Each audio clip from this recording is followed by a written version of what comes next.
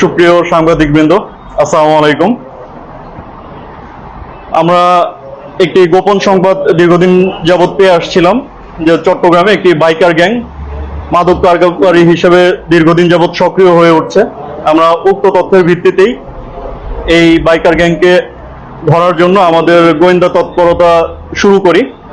পরবর্তীতে আমরা গতকাল মাঝরাতে জানতে পারি যে এই বাইকার গ্যাংটি কক্সবাজার হতে আজকে চট্টগ্রাম মহানগরীতে একটি আবার বড় চালান নিয়ে আসবে।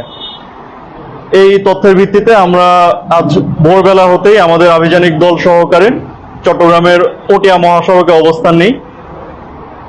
পরবর্তীতে আমরা চট্টগ্রাম পটিয়া সরকারি কলেজ জামে মসজিদ এর সামনে পাকা রাস্তায় চেকপোস্টটি স্থাপন করি এবং এই চেকপোস্টটি স্থাপন করে প্রাথমিকভাবে এই বাইকার গ্যাং চক্রটির একজন সদস্যকে আটক করতে সক্ষম হই।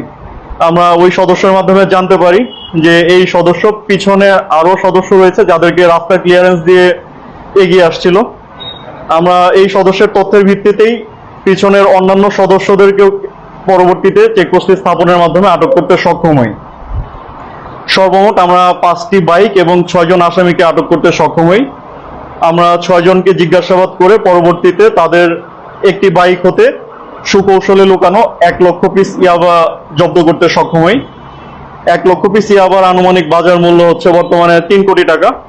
তারা প্রাথমিক জিজ্ঞাসাবাদে স্বীকার করে তারা সুকৌশলে দীর্ঘদিন যাবৎ কক্সবাজারের রামো এলাকা হতে চট্টগ্রাম মহানগরীতে ইয়াবা বহন করে নিয়ে আসছিল এবং ফাইনালি আজকে আমাদের আভিযানিক দল তাদেরকে গ্রেফতার করতে সক্ষম হয়।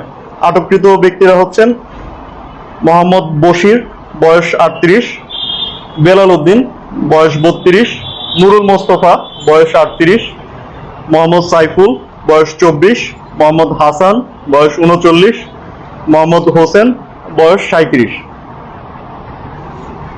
আটককৃত আসামি এবং জব্দকৃত মালামাল সবকিছু আমরা পরবর্তী আইনানুগ ব্যবস্থা গ্রহণের উদ্দেশ্যে পটিয়া থানায় হস্তান্তর করব। ধন্যবাদ।